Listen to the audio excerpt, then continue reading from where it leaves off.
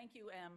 I love any group of people that when you start talking about invasive species now, that they actually know what it's about native plants instead of, I used to have those conversations. It was like, body snatchers? You know?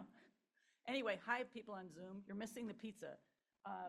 Anyway, tonight we are going to talk about the hidden ecology in your backyard, focusing on the whole watershed, but with a little bit of lens in Rockland too, for all the special bits that are here that you might not know about.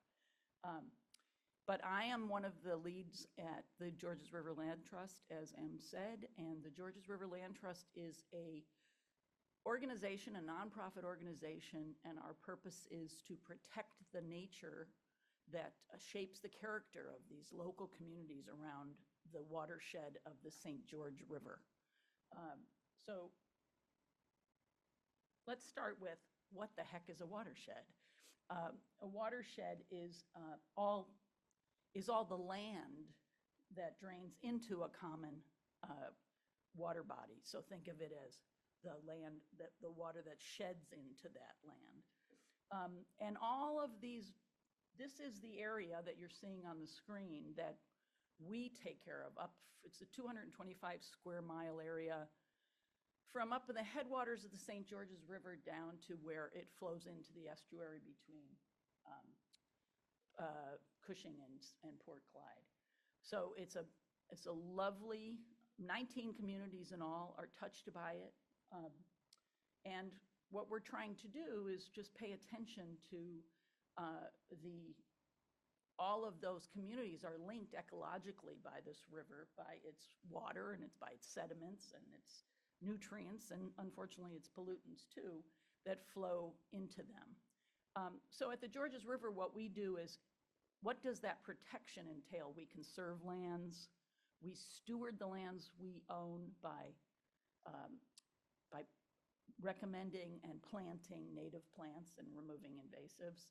We have a network of 60 miles of trails to make sure that the outdoors for recreation are open to the public.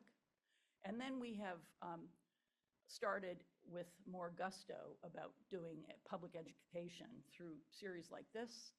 We just had a 2-day session at one of our preserves called Nature Fest, which we'll be doing every year. We hope to see you there next year.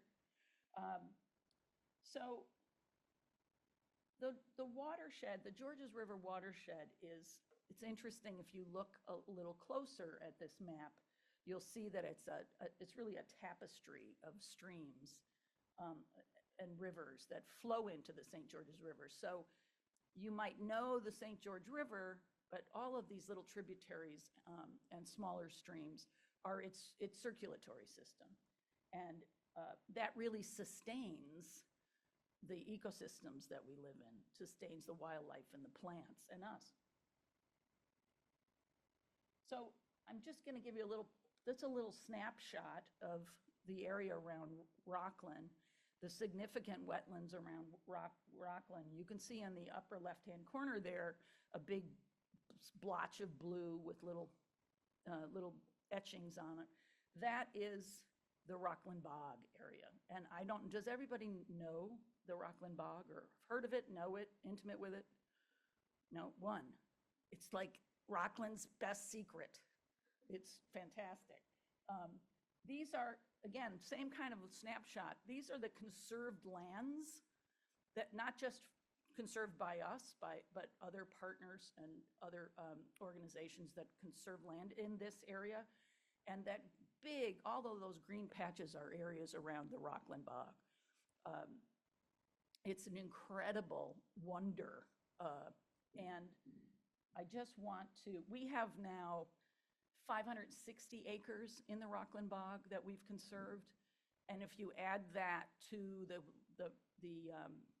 the areas and the parcels of land that have already been conserved in the Rockland Bog, that is really, it's about the size of Camden State Park, actually, Camden Hill State Park. It's bigger than you'd imagine. You just haven't gotten in there yet.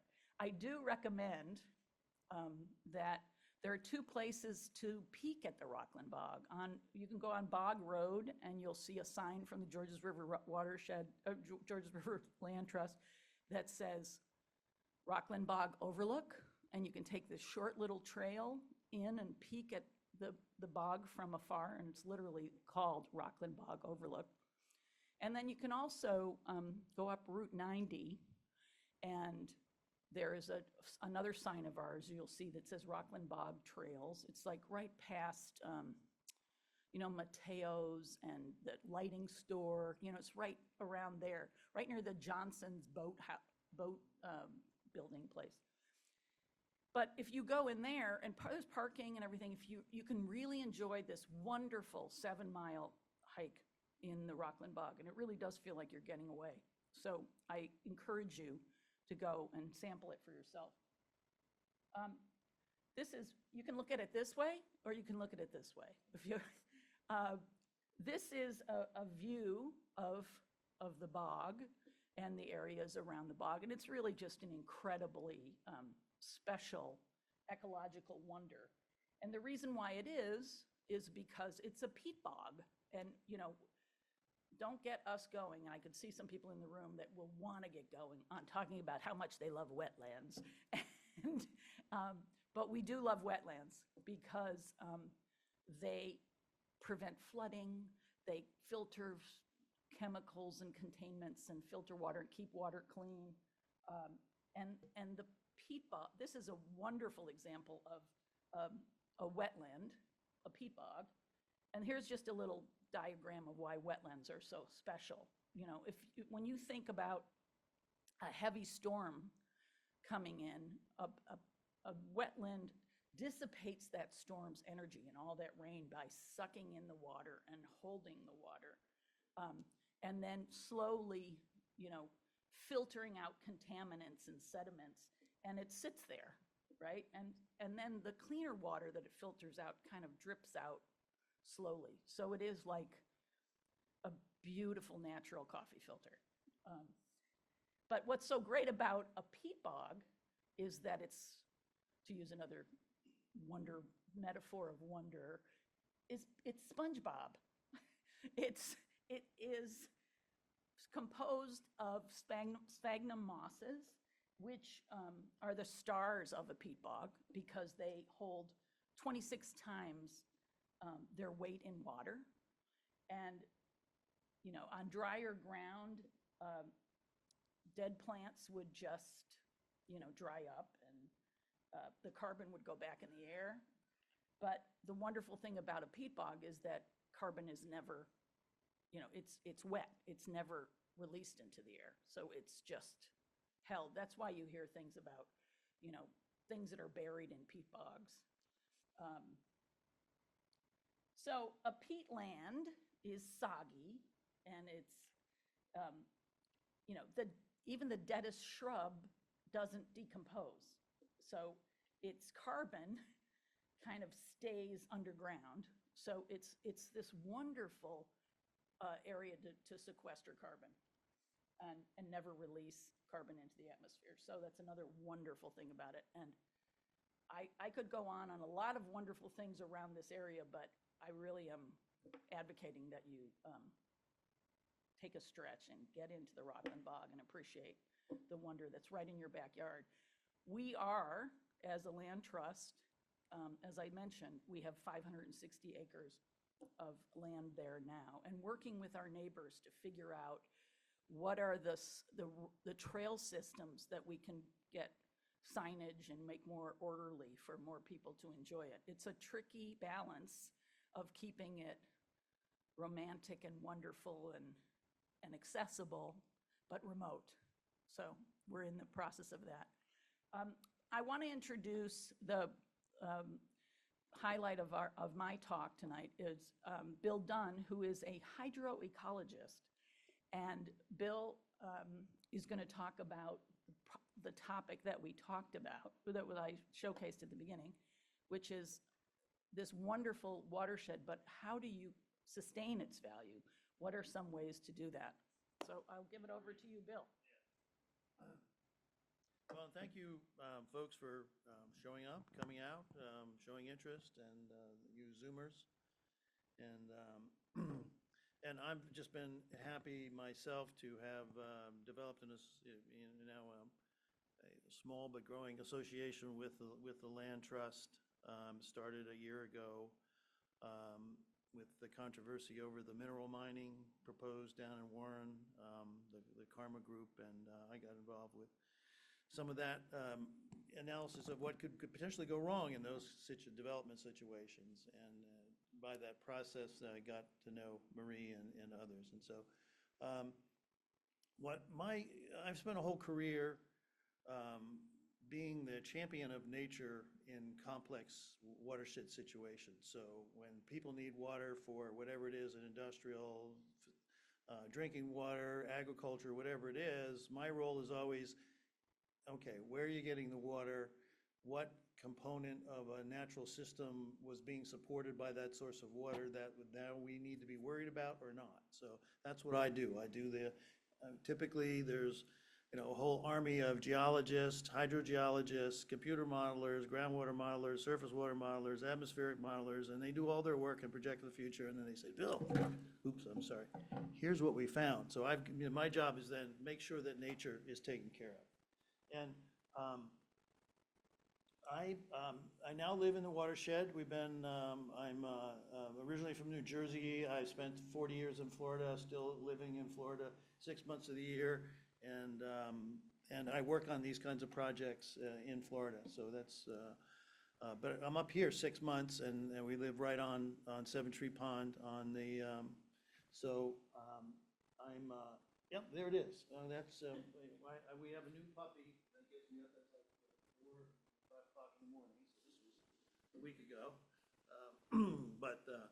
Anyway, live in a watershed.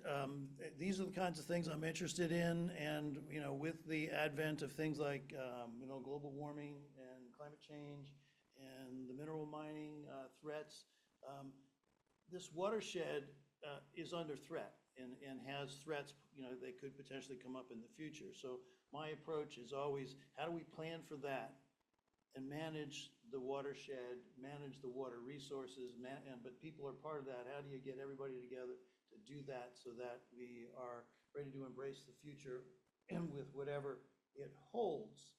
And, Marie had that picture of what the wetland, all the things that a wetland does, and there's arrows coming in from all over. Well, every one of those arrows is a support function that wetlands provide for us.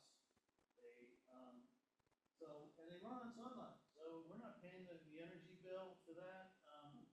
It comes, they do it every day, they do it 24 hours a day, they do it 365 days a year, they don't stop. So what we need to, and when we're looking at healthy ecosystems, we want to make sure all these functions and all those functions that Marie showed on the other side are being provided for that system. And if they're at risk, then that's what we want to evaluate. So, but again, the key is there's all these aspects. Okay, I got to turn on. Because they can't hear you on Zoom. Yeah, it's on. Oh, it's on. All right. Anyway, but the key is, we don't have to pay for this. Nature runs on sunlight, and sunlight then runs the whole planetary global weather system too. So. We're benefiting from all this stuff that nature does. And and that's the way to drill down on when we're looking at health of ecosystems and what could potentially impact something in the future. These are all the kinds of things that I typically, anything that you could potentially do to a ecosystem or a wetland, somehow I can fit it into one of these categories. And so this is what I typically do. Are these what's at risk? And then anything that's at risk, we can develop a criteria to protect it. So if it's fish and wildlife habitat, then we want to make sure that we're not infringing on the wetland edge. We're not taking out nest trees. We're not mining the peat. Those sorts of things. But we always start when we're trying to protect these resources. We always start with what are these values that nature provides all by itself, but we benefit from.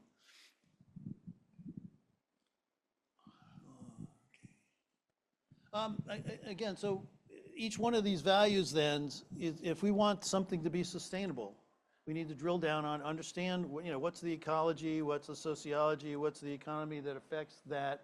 But we can develop, and in the management plan, what you do is develop these thresholds to say if something happens that the nutrient levels get too high in the lake, then that triggers an action item. So that's the basis of the management plan, which is you're trying to prevent harm.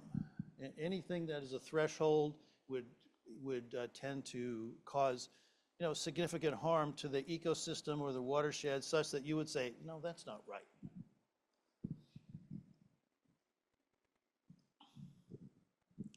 And so, how do you do that? How do you come up with those thresholds? Well, there's a huge literature out there. It's called the environmental flows literature. So anything you can think of is like, we might have to protect X, Y, or Z. Somebody's already looked at that. So you've got examples as to what that's going to be.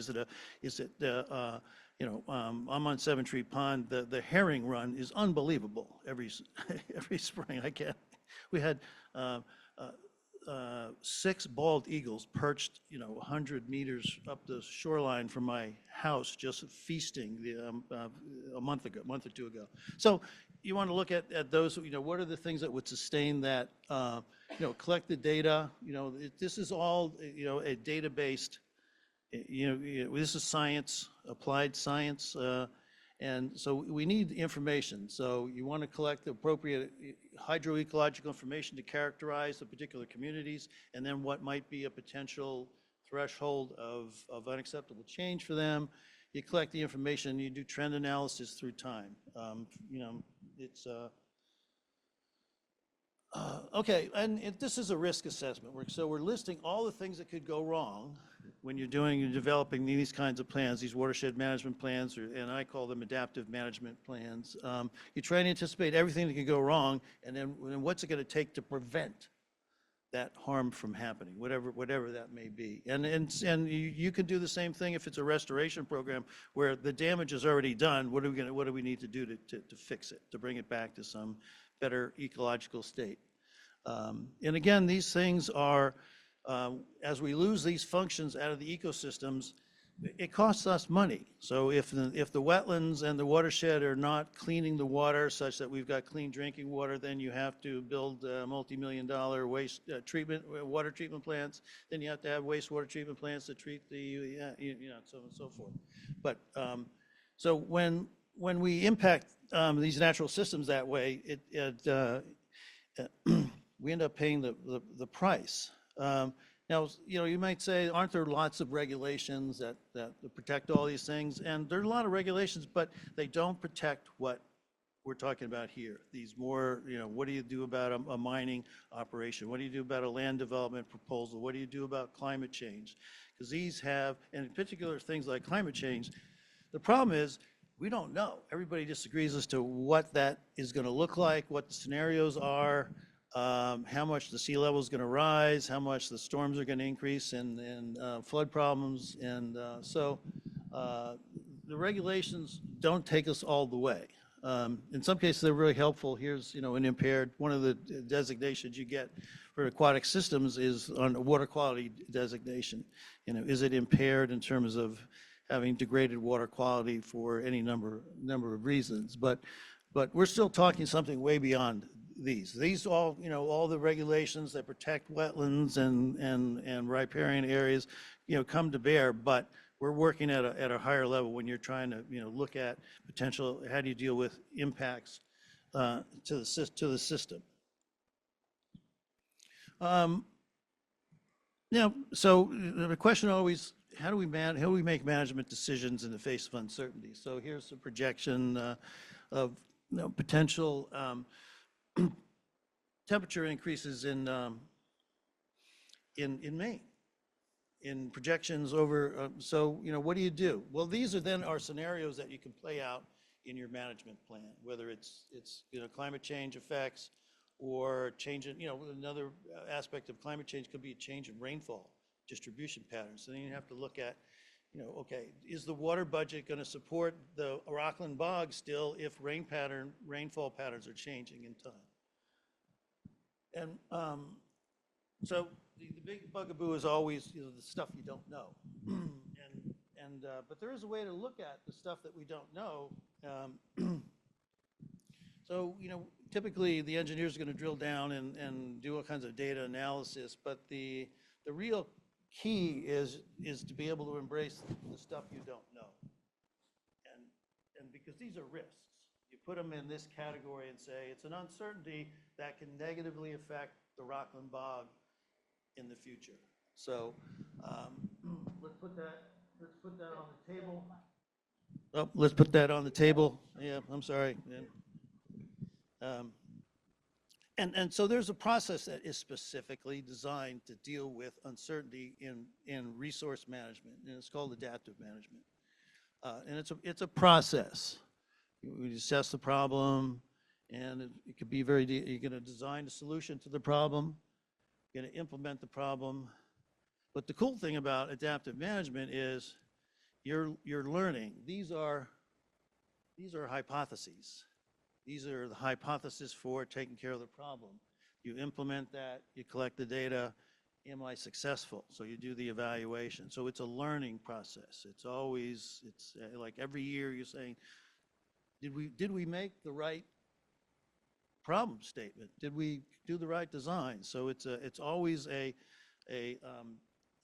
can we make it better, or is it working as it is? So and this system is specifically designed for managing natural systems in the face of uncertainty. So it's really a very different approach than we typically use for any kind of planning on a watershed basis or projections in the future as to what may happen as rainfall changes, population levels change, pollution levels change, those sorts of things. So, you know, we still have to manage. So you're going to manage the watershed, so you can't say, well, you know, there's too many things I don't know, so we're not going to do anything. Well, that's typically what we do. But so this says don't do that.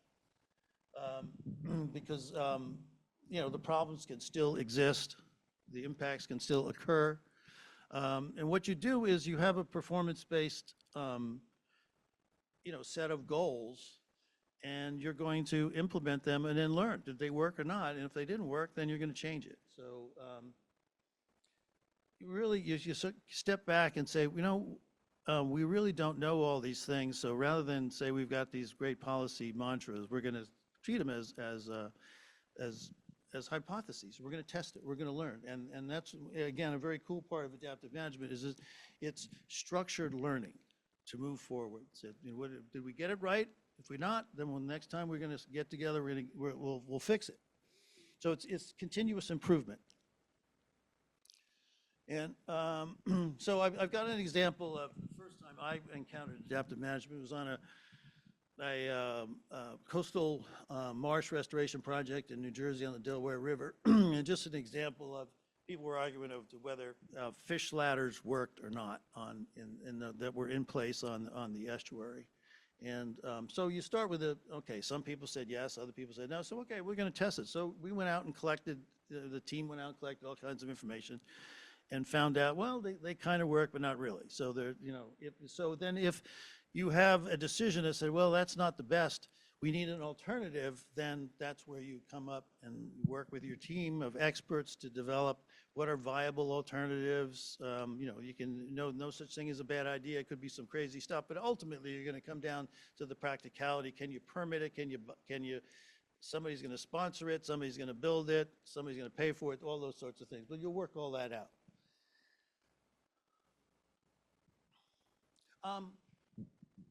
Adaptive management has been widely adopted by a lot of governments, but in particular the feds. So major ecosystem studies, restoration programs around the United States. I've been involved in this one and this one from an adaptive management standpoint.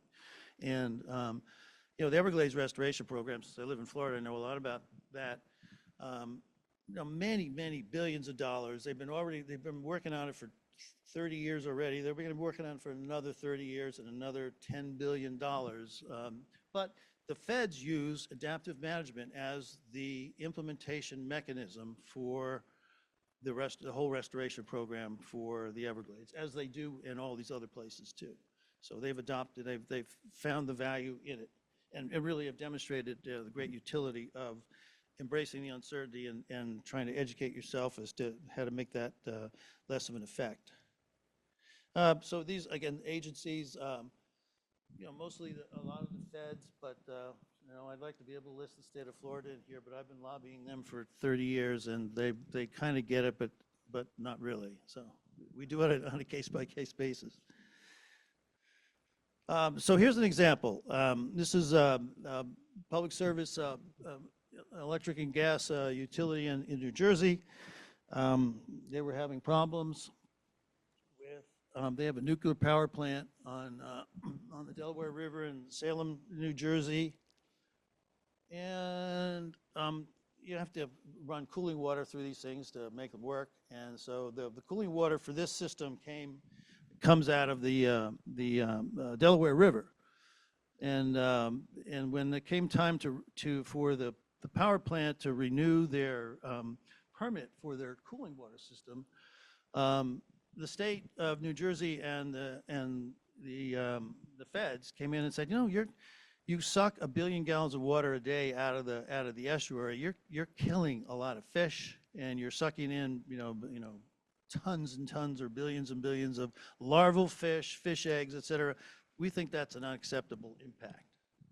We want you to look at that before we're not necessarily going to renew your cooling water system, which, for a nuclear power plant, that's pretty damn thing they can't operate. So they luckily got, I don't know how this group, I came in after this happened, but the people in New Jersey, the regulatory folks and the client, the PSE&G here, decided they needed help. So they brought in John Teal, who was the godfather of salt marshes on the East Coast. He was at Woods Hole. And he came up with, they said, well, maybe there's something you can do to mitigate existing conditions out there on degraded marshes. If there's enough marshes out there, maybe we can restore those marshes. You'll have great benefit, and maybe we'll grow more fish than you'll kill. So that was the concept, which seems like weird. This was 35 years ago, but this was one of the world's expert on marshes, John Teal, and it turned out to be a great idea. So what PSE&G ended up doing was embracing this program to restore 20,000 acres of disturbed salt marsh on the both the New Jersey side and the Delaware side. And the reason there was so extensive amount of opportunity like that to restore was that the Dutch had come in when they settled the area in the 1700s and diked off all the land along the river and drained those marshes. And well, they were quasi, flooded, but they produce salt hay. So this is high quality hay with high marsh grass in the salt marsh, grows really well and under less flooded conditions. And so they converted all the low marsh to high marsh, and then basically ran an agricultural operation. But they diked off the estuary. So the opportunity, which is what Dr. Teal saw, was he can come in and fix things. So this is lower New Jersey on this side, Delaware on this side. Identified 3 of these salt hay farms, restoration sites. Some of the wetland areas had been taken over with exotic Phragmites. I mean, stuff grows like 15 feet tall, and its root mass is 5 feet deep. So Phragmites control sites, some preservation, fish ladders on some of the streams. A lot of anadromous fish activity in the Delaware River estuary, and then over on the Delaware side, there was Phragmites control and some other wetland restoration sites. So these are all the sites along there, and this was started in late 1990s, and it's been a wild success. And a key is, again, once you've made all these hypotheses, you've made these changes, you've done some things, you've built some stuff, or restored some marshes, well, then you got to collect the data and say whether you can prove that your hypotheses were correct. So for each of the projects, they had just extensive sampling. They had some really high-level science folks run the sampling program. The Academy of Natural Sciences out of Philadelphia, but they mostly use volunteer work throughout. So they put high school kids to work, and but anyway, overall, a pretty impressive program, and it was, even though this was a big electric utility and EPA and the state of New Jersey, it only happened because all the people locally got involved. So every environmental organization in southwest New Jersey and coastal Delaware, both sides of the issue were involved, massive numbers of public works. So this is a public planning process. It succeeds when it's a public process, which is what we hope we'd be able to do with our watershed. And so one of the aspects of I think I've already said this, of adaptive management is if you think something's going to go wrong, you try and plan ahead of time and say, well, if that happens, then we do this. So this is some of the criteria that they had developed back in the 90s, the success criteria, and this is all came out of the literature. Dr. Teal blessed it all. So how much flooding or open area could be on the marsh plain, and vegetation characteristics, and you confirm these by sampling. But these are the triggers. So. And again, the trigger is in place so that you know that you can protect all these values and they're not going to have it degraded. I must say, I've never seen more horseshoe crabs in my life than on the Delaware River estuary.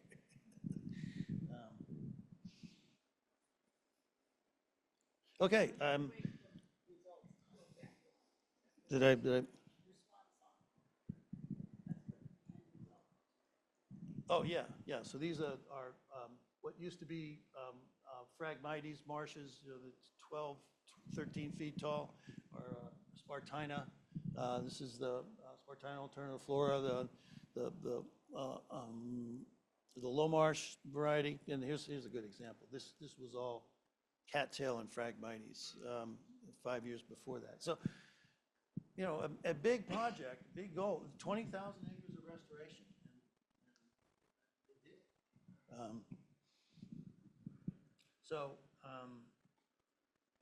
So my advocacy is, I think with the threats facing the Georges River watershed, we need to look ahead and we need to be prepared for what may be coming down the road. Adaptive management planning is one very good way to do that because it's just brainstorming. Any idea is a good idea. And we've already seen that with the climate uncertainty, that it's very hard to predict what the future is, and I guess we had some flooding problems here recently in the spring, and then the metals mining community is not going away. So I got involved with the Karma Group last year to write a treatise on ecological risk assessment as to what could possibly go wrong in mining, and it's about 100 things. So. But those mining companies aren't going away. They think the resource is there. So I am happy that I live in the watershed and that I'm able to work with the marvelous people like Marie and Amelia. And I'm thinking we ought to get in higher level planning on with the adaptive management process and work with the willing. Okay. And Amelia would be happy to answer any question you have. Other questions for anything? Yes. Oh, no. I have actually a lot of different questions, and I'm not sure where to start. I was in lived in Union for 40 years. When the metal mining came up maybe 20 years ago, I'm going to say, first time around, part of me wonders what the process is that, why, how does the government protect or not protect those resources? Why isn't there a process that, as you said, there's lots of things that can go wrong with metal mining in that environment. Why is it something that you have said is going to come back and come back and come back? Why isn't there someone that can just say, we can't afford to let this happen? A great question, and I don't have the answer you're probably looking Is for, there other a- than, for mining, there's, the state has regulations and the feds have regulations. The state, the case of, there's another case of a mining company that's trying to mine these same, like lithium and, Right. and other minerals associated with sulfidic layers of in the geology, which then, that's the precursor for sulfuric acid generation. So, oh, yeah, there's a three-stage permitting for mining, but you have to have, the mining companies have spent all their money, they've done all their studies ahead of time, so you have to have something that's going to sink them. So the pushback, locally, I'm in Union, and I'm only there 6 months a year. I can't vote. I don't vote. But they passed 3 ordinances this June restricting mining, the ability of mining companies to even come in and prospect. So I know Warren did the same thing, and so other entities are pushing back, and that makes the state hesitate a little bit. But so it's that.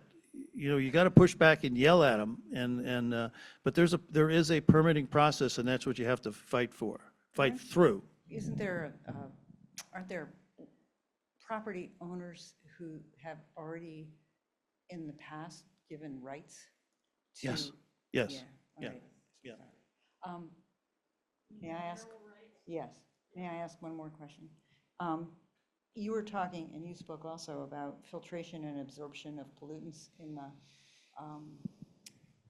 bog area. Yeah. Well, where does that go? I mean, in other words, I happened to listen today, was listening to someone who was part of the MAFCA suit on the PFAS problem, and I'm thinking, well, that doesn't go away. I mean, so it's absorbed in this bog, but it's still there. Yes. And some of it is, and some of it isn't. There's this really complex part of the world called the biogeochemical cycling, between the geology and the atmosphere and the soil and the microorganisms and everything else, and the plants there. So if things like nitrogen-based pollutants end up going into the bog, they'll be removed through time. The bog can take care of that. And meanwhile, it's keeping it from going out Right, in the right. water. Same thing with phosphorus. Well, you can't get rid of the phosphorus, but it'll use the phosphorus and bury it. So some of those things, they just either get processed out. Nitrogen will get processed out of a wetland. Phosphorus will get stored. Carbon will get stored. Various nutrients. will last PFAS, yeah, forever. well, that's a toxin, so you have to really deal with that as a different. But my guess is, a bog system is a giant chemical absorber.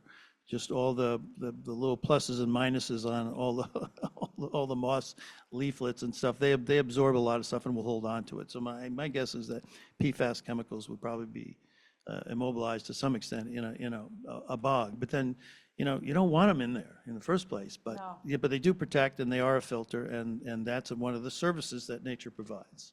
One last question. You flashed on the screen an image of a class AA and a class B what does that mean of the rivers? I will have to, I think that's just the river classification system for the state of I Maine, don't know but, what does that mean? Well, they classify the cleanliness of the river. Okay, all right. So Yeah. St. George River is a AA Yep, class. okay. And which is, yeah, they- really good. They have a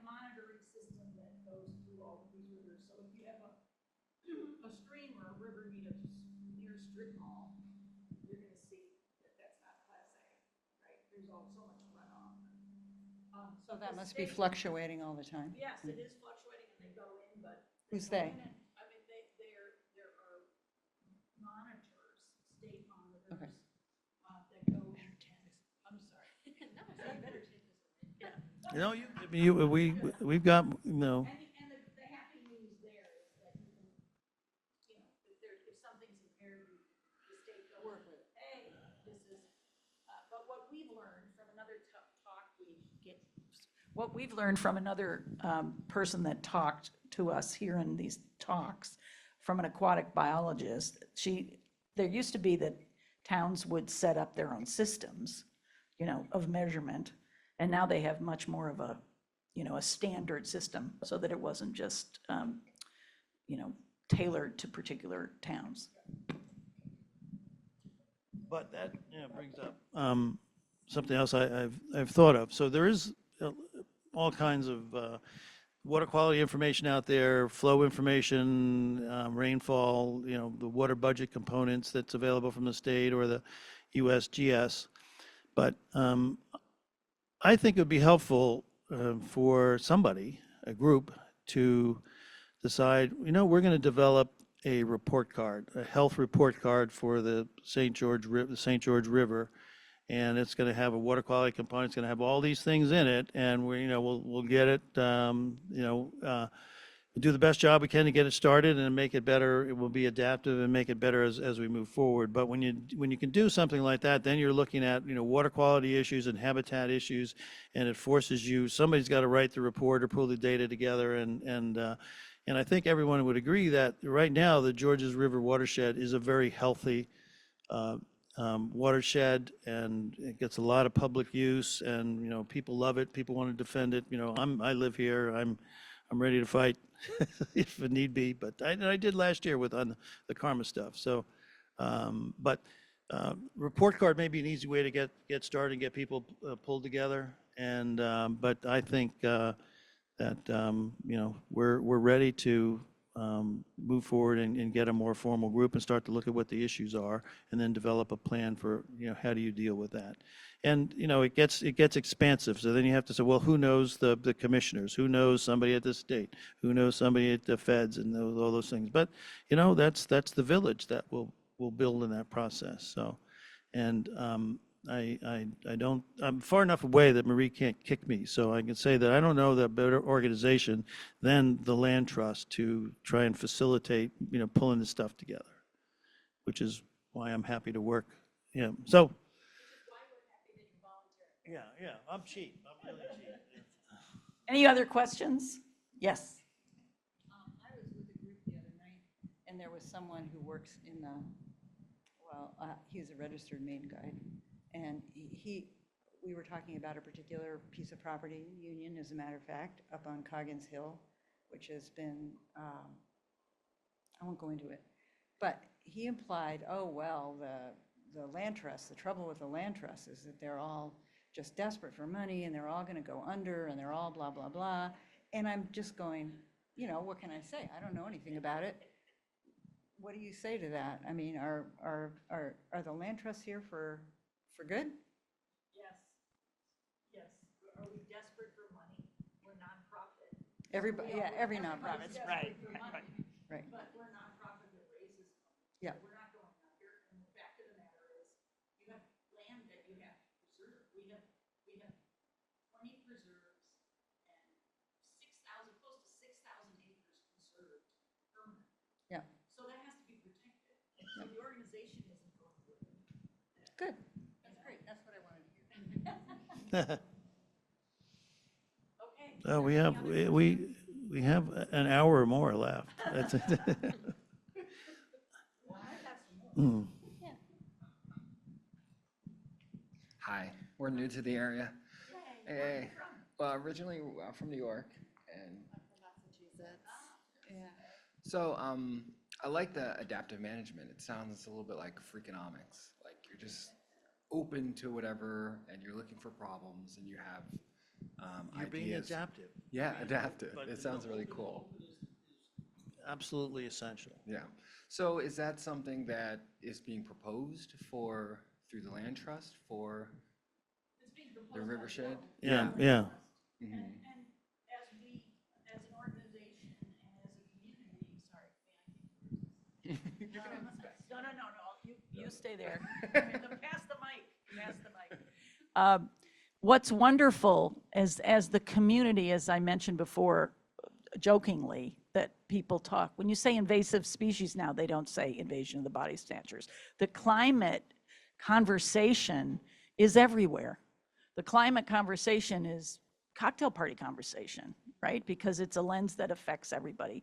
So then people naturally say, well, what can I do? Or how can I get involved? Or so the good part of that is that all those old conversations about, oh, there's some issue with the watershed, but all the conversations about, oh, the scientists are going to fix it, are going away, because everybody's starting to go, oh my gosh, it's all hands on deck land, right? What can I do? So that's a roundabout way to answer your question, which is, so we're always exploring, well, what is it that we can do to get more people involved, to get, Bill's suggestion about a report card. People want to get involved, but sometimes they're overwhelmed by the data, or where do I start? And when you're overwhelmed, what happens? Inertia, right? You're just paralyzed. You don't know where to start. So we're having all of these kind of conversations with people to have them come up with ideas, come up with hypotheses, find ways to get involved. So there isn't some, like your question before, there isn't some body that's overseeing it. It's all grassroots organizational efforts. And the more we get everyone involved, the more solutions will come about. And what I love about Bill's adaptive management mantra is that it is a herald, it's just a cry for, what's your hypothesis? What hypothesis do you want to test? It's very Silicon Valley, right? Yeah. It's like, test it, find it out, see if it works, test another one. That's just, why not do that in a climate context? Thank you, though, for the question. The main DEP has no, like, they're totally hands-off on the rivers, or No, they no, just? of course not. I mean, I can't speak for what the main DEP does, but they're involved, they're environmentally involved. Directly impact the habitat, rivers, wetlands, lakes, and the dredge and fill regulations at the federal level. The state has, the state does too. And in particular, there's water quality regulations under the Clean Water Act. So, one of those, that culvert was listed as impaired on the slide with the different river sections. And impaired as a designation, comes from EPA and then down to the state, which says there's water quality, there's something wrong here that's in violation of a federal water quality standard. Could be bacteria, could be nutrients, it could be PFAS, it could be, low pH, it could be no dissolved oxygen in the water column, that sort of thing. So, and those, the water quality regulations can be very powerful when you can apply them, appropriately and get the feds behind them. So that would be in the case of, if there's a clear violation of water quality and you know where it's coming from, and it's it's either due to a town or a discharge or a industrial operation. So there are various ways you can that these systems are protected, but they're not. The permitting system still allows impacts to happen if the state agency deems it in the best interest of the people of the state of Maine or. I was, when you were talking about the nuclear power plant that was Yeah. sucking up all the water, and then when they went to renew their permit, it was like, oh, wait a minute, you can't do this anymore because Yeah. this is, so that would, in a sense, indicate that what they knew when they first put it in is different from what they know now. Exactly, yes. And so, Hopefully we can learn. so there's a in the recent Down East magazine, there's an article on the Kennebec and the 3 dams that they're talking about, wishing they could remove. And again, there's that struggle between, Yeah. you know, someone saying, well, if you take this out, that's going to be the mill will gone, Yeah, you know, all yeah. that stuff, so. Well, you know, so when we introduce humans into the ecosystem, it gets messy. Yeah. But there are, you know, regulations that can generally protect these kinds of systems, but they're not perfect. And so it's better to, you know, in this case, love your watershed and get involved and know what its vulnerabilities are and think ahead of time, because you'll be better off in the future. And you'll maintain the health of the ecosystem, or be able to improve it, so.